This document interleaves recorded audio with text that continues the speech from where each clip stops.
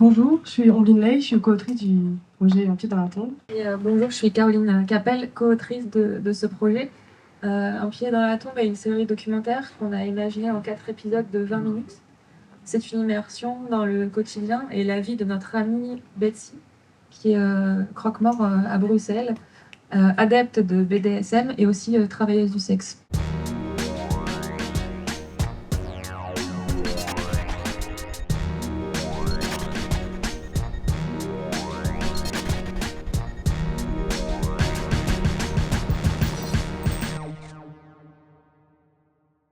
Et il y a 2 ans, avec Caroline, on a vécu des décès dans des personnes proches. Et en se racontant ce qu'on avait vécu, on s'est rendu compte qu'on avait vécu des cérémonies assez maladroites.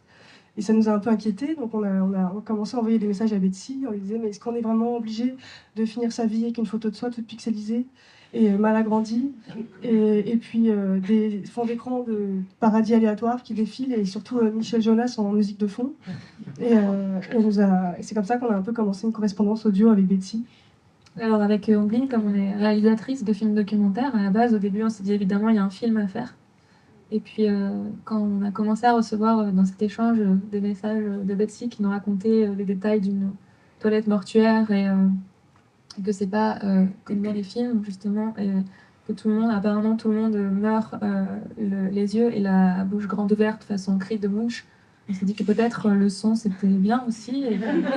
Et il y a aussi, depuis ses débuts, donc il y a 7 ans, dans le métier des pompes funèbres, elle publie sur le hashtag Vive ma vie de croque-mort des brèves qu'elle publie sur les réseaux sociaux, qu'on est quand même pas mal à suivre. Et il y a aussi tout un registre nécrologique qu'elle tient sur tous les défunts dont elle s'est occupée pour pas les oublier, avec des notes personnelles sur chacun d'eux. C'est un peu sur toute cette matière, on va dire, textuelle et audio qu'on va s'appuyer en partie. Préciser, donc l'intitulé du poste de Betsy, à la base, c'est conseillère funéraire, alors qu'en fait, on s'est rendu compte que c'était elle qui faisait tout. Elle est par exemple parfois DJ d'enterrement. C'est elle qui choisit les musiques, et elle nous dit dans ses messages que elle sait qu'elle a réussi son travail quand tout le monde pleure très fort. Mais c'est aussi elle qui va chercher les corps, qui écrit des textes pour les cérémonies, et c'est elle qui va coudre les paupières en passant par les sinus. C'est elle qui va mettre ce fameux petit bouchon à l'endroit opportun pour éviter que les fluides ne s'échappent. Et tous ces trucs que finalement on n'a toujours pas tellement envie de voir, et que c'est pour ça qu'on a trouvé la forme du podcast intéressante. Et dans le genre de choses que Betsy doit gérer au quotidien, récemment, il y a un type qui s'est fait faucher par un TGV à Lille. Et sauf que le conducteur du train s'en est pas rendu compte avant d'arriver en gare de Bruxelles, où on l'a informé qu'il y avait les jambes d'un mec accroché à l'avant de son train. Le torse était resté à Lille. Et pour Betsy, ça a été un bordel de première classe niveau paperasse, je la cite, parce que le corps était dans 2 pays. Et il y a 3 ans, la petite entreprise dans laquelle elle travaillait s'est fait racheter par un grand groupe. Et c'est vrai que progressivement, en fait, ces conditions de travail sont devenues assez invivables.